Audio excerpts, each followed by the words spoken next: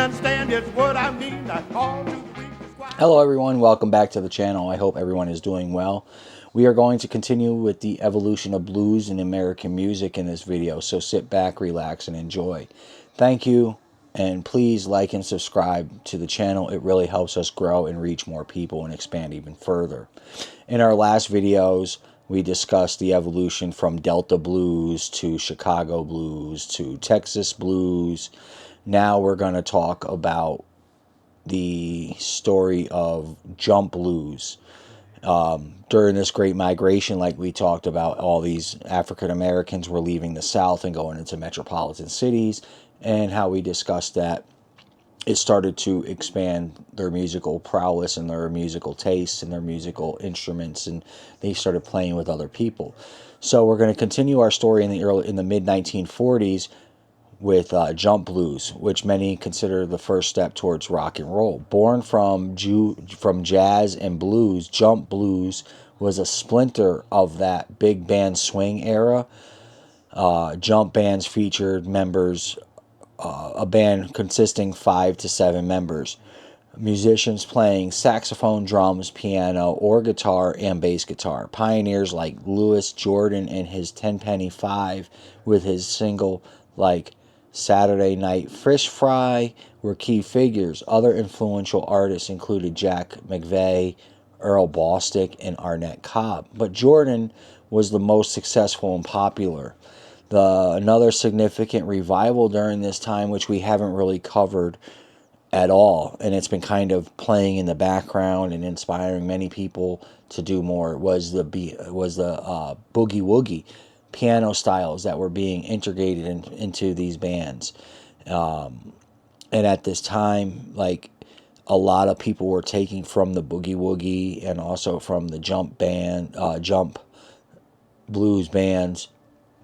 And the style of boogie woogie dates back to the late 1800s, early 1900s, and it evolved in the background with a lot of these blues musicians that we already spoke of taking some inspiration from the boogie woogie style of piano playing and integrating it into their rhythm of guitar playing. One notable mention would be Blind Lemon Jefferson. He mentioned if it wasn't for hearing a boogie piano, he would have not been inspired to play the blues the way he did.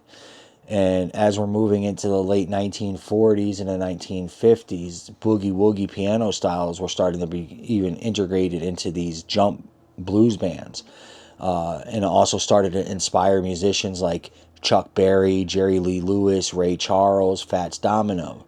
And these artists began popularizing that music and would eventually shape rock and roll. We all know who Ray Charles is, and Fats Domino, and Jerry Lee Lewis, and Chuck Berry. In our next video in the 50s, we'll talk more about those guys. I'm jumping a little ahead, but it kind of encompasses what we're talking about right now.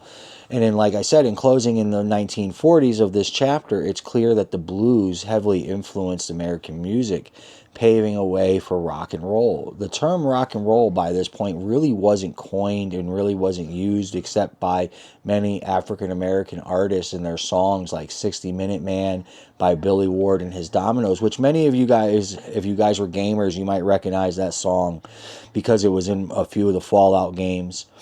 Billboard magazine at the time, columnist Maurice Achenbacher began using the term rock and roll to describe upbeat recordings like Rock Me by Sister Rosetta Tharpe in 1942. This melting pot of genres and cultural influences and advancements in musical technology set the stage for the explosion birth of rock and roll in the 1950s. Imagine being alive to witness this musical eruption firsthand in the late 1940s, early 1950s.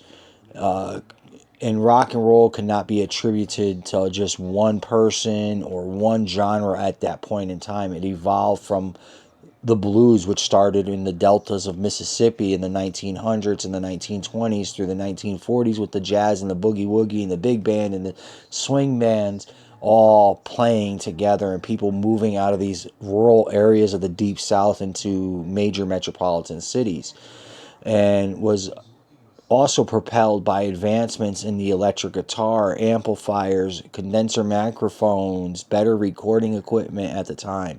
And then the post-World War II era saw more improvements how records were being pressed and recorded. The 45 RPM started, and then radio stations even started to grow up even more and be more powerful. So that also gave more opportunity for more people to listen to the music, and it started to bridge that gap between black and white American teenagers in the 1950s. Without these pioneers in the 1940s and early 1950s, we wouldn't have seen the explosion that we ended up seeing in the 1950s that pushed social norms and challenged those social norms, inspired many likes like B.B. King, Ray Charles, even further in the 1950s, Little Richard, Elvis, Johnny Cash, and so many more to continue and fight to grow music and explore music. I can't wait until we get to start talking a little bit more in the 1950s. That'll be really cool to cover, like Chuck Berry, Jerry Lee Lewis, Fats Domino, and all those guys, and talk about how they inspired each other and how they worked together. When doing the research over the last few months on this project, I have come to learn how this tree of rock and roll intertwines in so many different genres and different tastes, and as musicians, they are always pushing the boundaries. They're always looking at other styles of music to garnish and to add to their flavor. Like how I was when I was a chef, I was always looking to mix flavors and try different techniques and to mend this and mend that. So I can understand from an artistic perspective.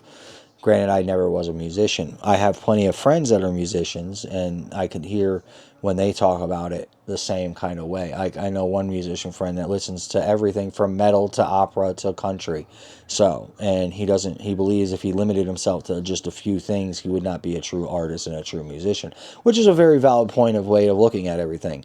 I hope you all have been enjoying this trip through history and trip through music history, and I hope you enjoy it, and please like and subscribe, and let's continue down this path. Next week we're going to talk about the birth of rock and roll in the 1950s, which inspired the likes of the Beatles and Led Zeppelin and all those other guys as well. Remember, everybody, we are not each other's enemies, and I hope you all had a great weekend and ready for this week coming forward. Thank you, everybody.